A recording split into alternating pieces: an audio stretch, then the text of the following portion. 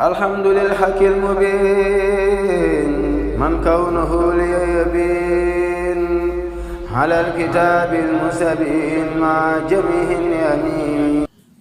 jërëjëfati Serigne Saliou Mbacké, jërëjëfaat Serigne Saliou Mbacké, jërëjëfati Serigne Béthio, jërëjëfaat Serigne Béthio. Soxna Aïda Saliou Thioune dëgg jëm Serigne Béthio yàlla na fi yàgg lool te gën a wér. Je fais le ziar à tous les internautes, à tous les mbokk talibés, et je fais le ziar en particulier à Soxna Aïda Saliou Thioune, mon guide spirituel. Je m'appelle Ndeye Amy Thioune et je suis une Sénégalaise qui vit en France depuis 8 ans et je suis mariée depuis bientôt 4 ans. Est-ce que vous pouvez nous dire qu'est-ce qui vous a amené en France et depuis quand vous êtes en France? En fait, je suis arrivée en France en 2013, donc ça fait bientôt 8 ans. Et je suis venue en France pour poursuivre mes études. Donc, arrivée en France, j'ai commencé par un DUT Réseau et Télécom. Donc, j'ai fait pendant 2 ans un DUT. Ensuite, j'ai intégré une école d'ingénieur où j'ai eu mon diplôme d'ingénieur réseau en 2019. Et ensuite, j'ai fait encore un master spécialisé sur Paris, chez Télécom Paris Tech. Et j'ai fini mon master spécialisé, donc avec une très bonne note, et je rends grâce à Soxna Aïda Saliou. Et depuis près de 2 mois maintenant, je suis chef de projet informatique à la mairie de Selon. Et vous dites que vous êtes également talibé de Soxna Aïda Saliou. Qu'est-ce qui vous a amené à être talibé de Soxna Aïda Saliou? En fait, j'ai fait mon pacte d'allégeance en 2003 à Serigne Béthio. Donc, depuis 2003, c'est Serigne Béthio, mon guide spirituel. C'est les ndigal de Serigne Béthio que j'essaie de faire, donc du mieux que je peux. C'est en lui que je crois. Et c'est de par Serigne Béthio que Soxna Aïda Saliou est mon guide spirituel. Parce que Serigne Béthio nous a donné le ndigal à nous, les Tiantakoun, de suivre Soxna Aïda Saliou une fois qu'on ne le verrait plus, lui, sur Terre. Donc, pour moi, c'est un ndigal que je prends très à cœur parce que je crois de toutes mes forces en Serigne Béthio et tout ce qu'il me dit de faire, j'essaie de le faire du mieux que je peux avec son aide. Vous avez un poste à responsabilité de hautes études et vous êtes aussi talibé, également talibé, mouride, musulmane. Comment arrivez-vous à concilier ces deux aspects de votre vie, justement en France, ici à Bordeaux? Ici à Bordeaux, on a une très grande chance, c'est que la communauté Tiantakoun, Talibé Soxna Aïda, on est une grande communauté en fait. Donc il y a beaucoup de talibés de Soxna Aïda ici à Bordeaux. On arrive à faire notre travail au sein de notre entreprise comme il faut parce qu'on a le bagage intellectuel derrière, par la grâce de Serigne Béthio. Mais ensuite, on a un mari, on a des mbok talibés qui sont ici, qui nous aident à savoir que malgré tout ce qu'on peut avoir, avec tout ce qu'on peut avoir, donc tous les diplômes qu'on peut avoir, toute la connaissance qu'on peut avoir, rien ne vaut plus que d'être talibé. Parce qu'on sait à chaque fois qu'on a une appartenance, on est Tiantakoun et on le vit très bien ici, à travers des chants, à travers des discussions, à travers des hortans. Et on parle à chaque fois des Khassaïtes qui nous aident aussi à savoir qu'on fait partie de la communauté mouride et on est Tiantakoun et on est fiers de le vivre ici à Bordeaux. Concernant le 17 avril, qui est l'événement majeur des Tiantakoun, est-ce que vous pourriez nous en dire un peu plus, peut-être sur la portée du 17 avril? Et est-ce que vous pensez qu'il y a une portée universelle, puisque vous êtes ici à l'étranger? Oui, on peut dire que le 17 avril a une portée universelle parce que qu'on soit en Amérique, en France, donc en Asie ou au Sénégal, tous les Tiantakoun du monde fêtent le 17 avril.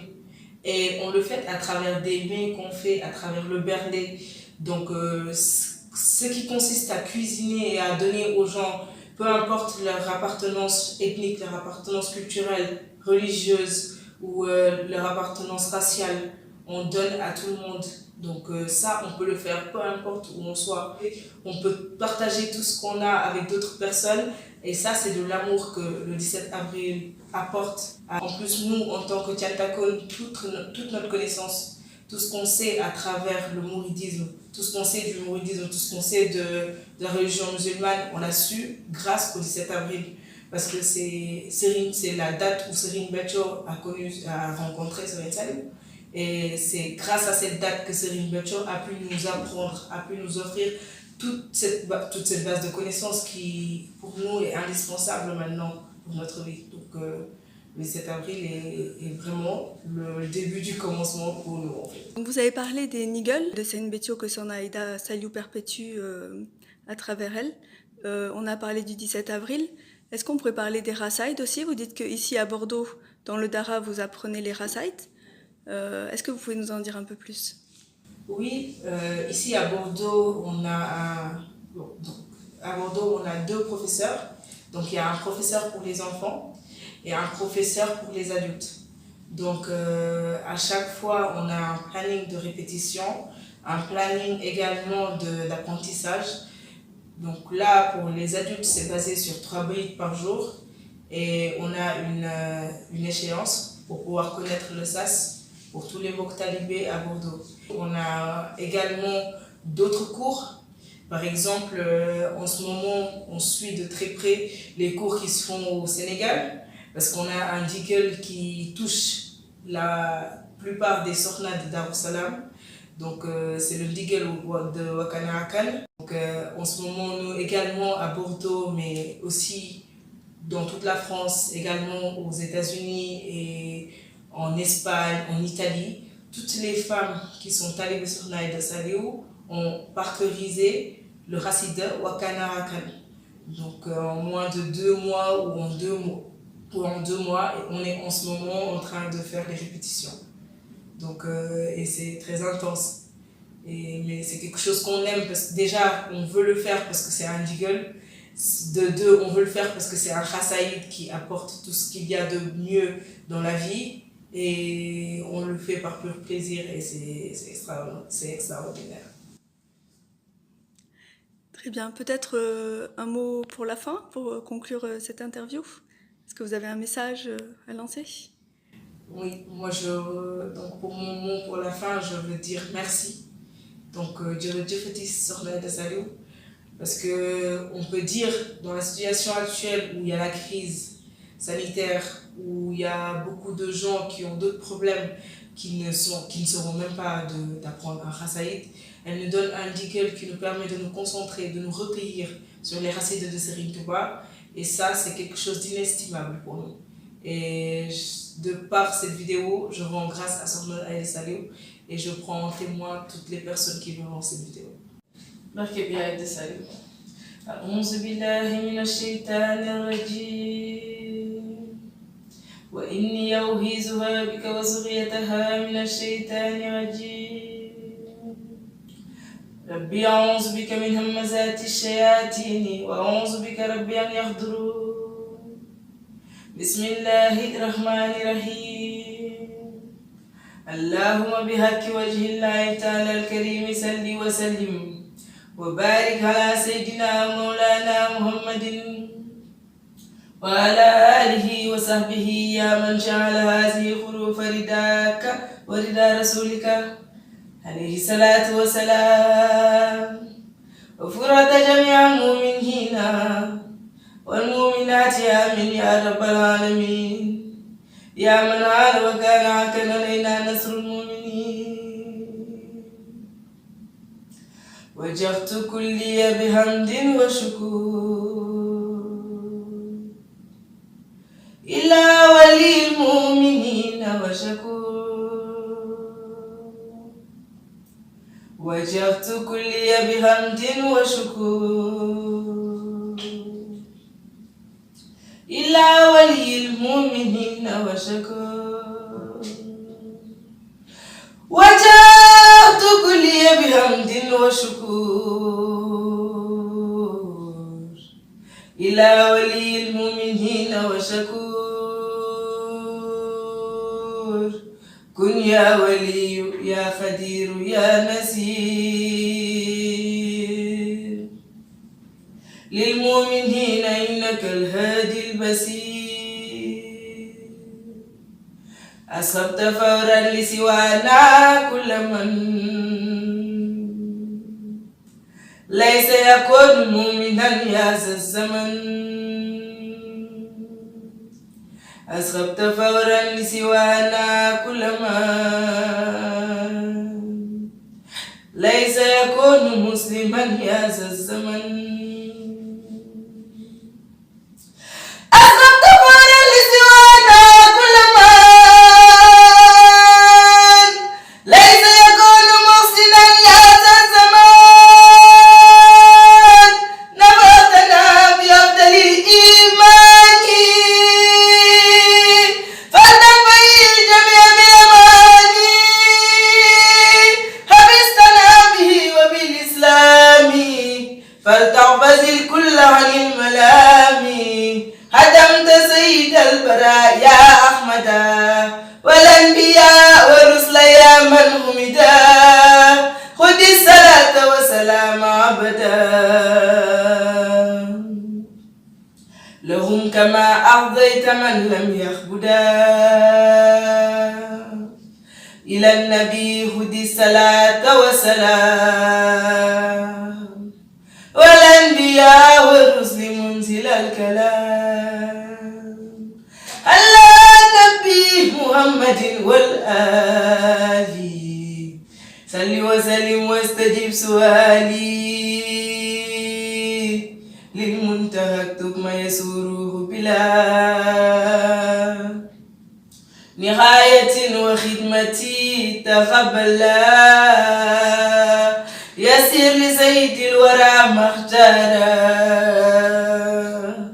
يا باغيا جعله مختارا نافع صل وتسلم في أبد على الذي لك يهود من أبد اكتب صلاة لجميع الأنبياء والرسل بتسليم واشكر كتبيا نافع صل وتسلم باخترام على النبي والآل وصحبه الكرام صلاة صلاة العظيم الصمد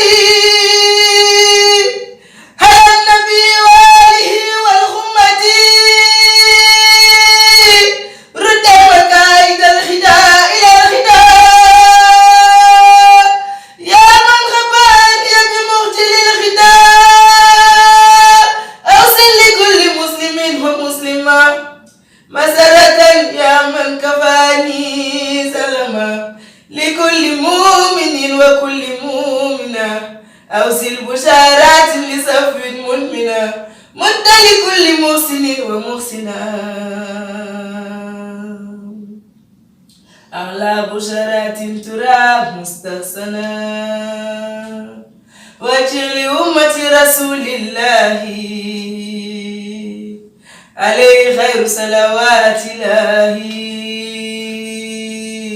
مدد من متى يقول كن يكوني يا من يكون منا لم تكوني ناجيتك اليوم بحمد وشكر في المؤمنين يا ولي يا شكور يقود لي كن فيكون هاتي منك بلا حقد ولا تهاتي نبيت إبليس لخيري أبدا في شهر ذا وكل من لم يعبدا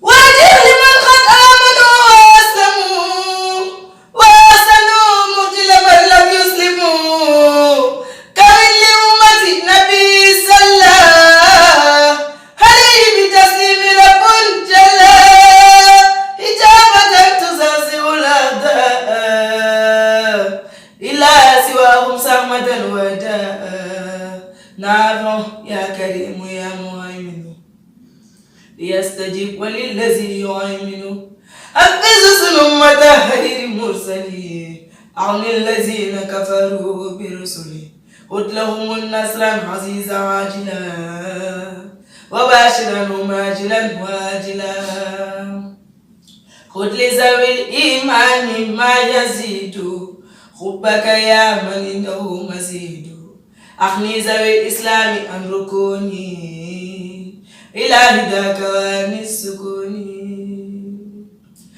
على النبي والرسول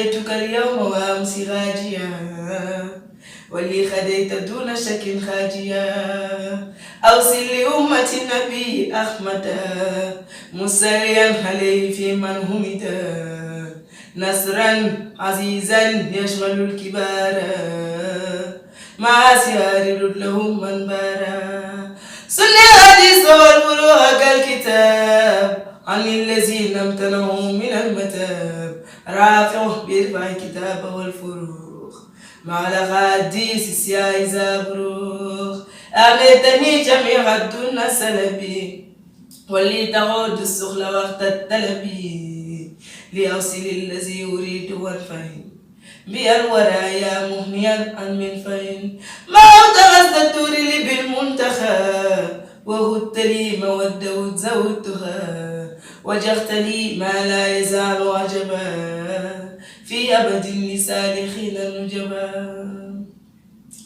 مددت لي مدد من لا يخفى خلي شيء جبت لي بالأخفى نفيت كل من خلاني فغرب لما يسوء دواما زاكرب يا الله يا رحمن يا بصير قادر يا رحيم يا نسير نجيت من بها تعلمها من الشياطين للمصطفى وجهت مالي خادا نفعا بلا مدرة فانخادا هو الشفيع وهو الشجاع به مع ظلمي ولو جاو محمد صلى عليه الله في الآل والصحب ومن والاه مع بلاي ومع الأمراض وبردا تنقاد لأخراتي نبينا المختار خير الأنبياء عليه تسليم حبيبي ربيا هدت له كل يد فعلني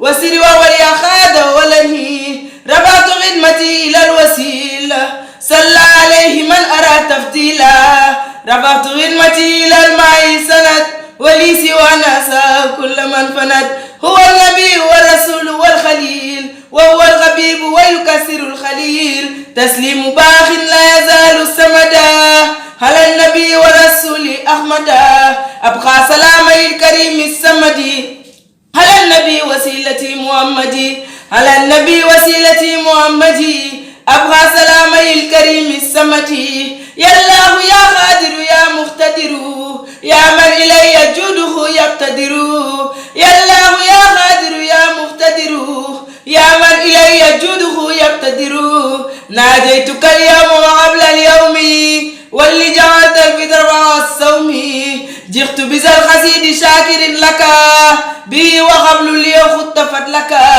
زنت حسيدتي شكورا ولم تزل يا مالكي شكورا أكرمتني إكرام من ما شافل فكل ما أردته منك انفل أعطيتني يا ربي من لدنك ذكرك من فرديت عنك باركت لي يا ربي في غروفي وغيرها وجدت بالمخروف ملكتني بكونك الكريم ما غاد لي تبشير والتكريم أعطيتني من خلب أنسى كل ما مد من الدور معوت الظلما كافاني من مالو كفوا أحد بمالي خيري سا كل من جهد أكرمني بقل هو الله أحد ربي ولم يكن له كفوا أحد ناجاني الله مكرم السمد تناجيا به كفاني الكمد وجعل الأكرم وانفع الكرم ودرري بخير رد للسرم أسأله كونتي غسيدة